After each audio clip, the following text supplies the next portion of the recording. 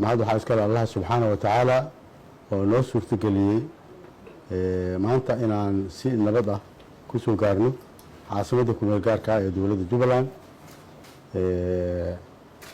dabcan waxaa aad la socotaan in shirkii ugu dambeeyey madasha golaha wadatashiga qaranka lagu go'aamiyey in guddi uu soo magacaabo ra'iisul wasaaraha.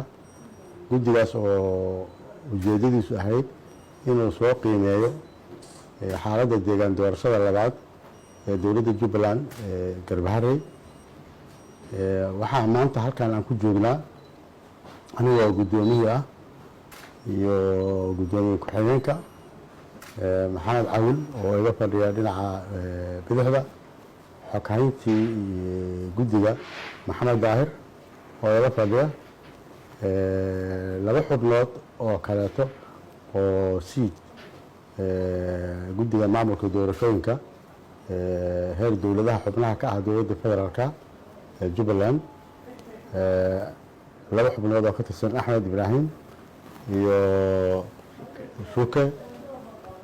intaas ayaan maanta ku soo gaarnay. waa wafdi hordhaca oo 3 qofood oo guddiga ka mid ah maalin aan ku jiro. guddiga wuxuu ka koobnaa 7 xubnood, 5 hadda joogta maahan, 2 xubnood oo kale ayaa naga maqan. waxayna nagu soo biiri doonaan haddii ilaahay raalli ka noqdo beritoole sidaan ku rajo qabno. maanta waxaan uga mahad celinaynaa dowladda xubnaha ka ah dowladda federaalka ee Jubbaland madaxdeedii inay si sharaf ah noogu soo dhaweeyeen magaalada, iyo guddigii doorashooyinka iyo wasiiro howlwadaano kaleeto. insha allahu tacaala waqtigu hordhaca weeye, shaqadiisa ma bilaaban kara soo kala maqan. labada xubnood oo maqan markay ku soo biirto beritoole ayuu wuxuu geli doonaa jadwalkiisa shaqo. waxaan la kulmi doonaa haddii ilaahay yidhaaho oo si gaar ah madaxweynaha oo aan maaragtay warbixintiisa iyo taladiisa aan dhegeysan doonaa sida xalka arrinta uu noqon karo. sidoo kale waxaan la kulmi doonaa dadka kale oo danaynaya doorashooyinka deegaan doorashada oo magaaladan jooga laftooda. sida ku cad wareegtada lagu magacaabay guddigan 3 shaqo ayaa u ah waajibaadkiisa. waajibaadka koowaad waxa waa inuu qiimeeyo xaaladda amni ee deegaan doorashada.